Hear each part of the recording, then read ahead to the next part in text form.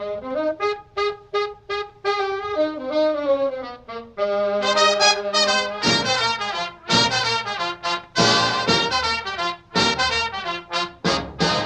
1930s saw a revolution in streamlining. This was all thanks to passengers abandoning their automobiles for newer looking trains, Art Deco designs on trains, and graphic design posters, and the recovery from the Great Depression that all brought these newer looking streamliners to life. You had streamliners like the Broadway Limited from the Pennsylvania Railroad, NYC's 20th Century Limited from the New York Central, Milwaukee Road's Hiawatha, and the CB&Q Zephyrs that all ran long distance to their destinations. However, there was one of them that only ran short distance, or Branchliner for that matter. It was during the mid-1930s in New York, New Haven, and Hartford Railroad was looking for a more effective and efficient alternative for using steam power. Not that anything was wrong with it, it was just way too costly to operate. The railroad saw success from Union Pacific's M10,000 class streamliner and the Burlington Pioneer Zephyr. The railroad decided it was time to make their own streamliner train set and test the waters.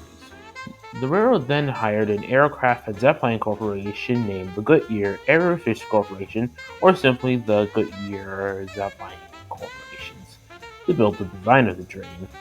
Goodyear's has been through a rough spot as 2 years earlier, Goodyear's Zeppelin airship or Navy ship named the USS Archinoke crashed into the ocean due to a thunderstorm, instantly killing 73 individuals. However, despite actually building a train set before, they were looking for a way to repair their image and reputation.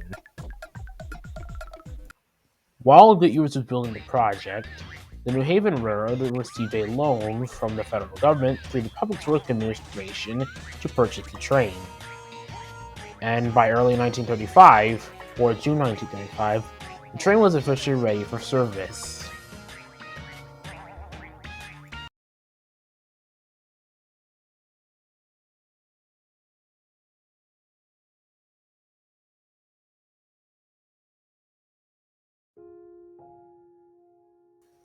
The Comet was born. The name Comet was referred to the streamliner's appearances and airship-like designs that the corporation was inspired by. Aside from being built by an airship and zeppelin corporation, the train borrowed similar appearances from famous streamliners like the M10,000 and Zephyr that was mentioned earlier. The cabs from both ends of the train had a shoveling nose appearance to the CB&Q Zephyr, with the New Haven Railroad track proudly displayed on both ends of the train. Like any train set, the train was constructed with 126 tons weight lighter than any other streamliner counterparts on the New Haven Railroad, like the M10,000. The interior of the train was approximately with 176 seatings areas, with 28 for smoking and 38 for non-smoking areas. It came up to carry 160 passengers total, and with a motor car at each end of the train, it made it easier for turnarounds. The train rolled out in 1935, as we said again, and it was operated between Providence and Boston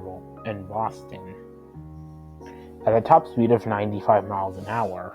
When the train made its first public appearance to the public, as well as other wealthy guests that ride the train, passengers and guests admired the train very dearly, as well as commuters, all thanks to its gray and paint scheme on the set, making the train a marvelous success.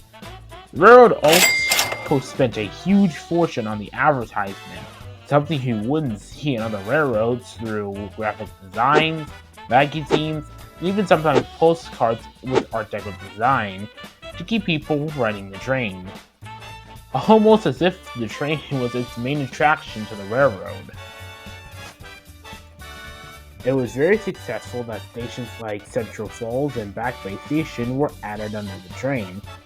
However, by the 1940s, things were looking rough for the Comet. World War II had just begun, causing a huge number of train equipment to be used for war efforts. Ridership also increased at an extreme rate, making it unsustainable for long-distance travel time. Eventually, it was used for local commuter service, or remained there in that state from World War II to the post-war season before being permanently decommissioned and scrapped in 1951.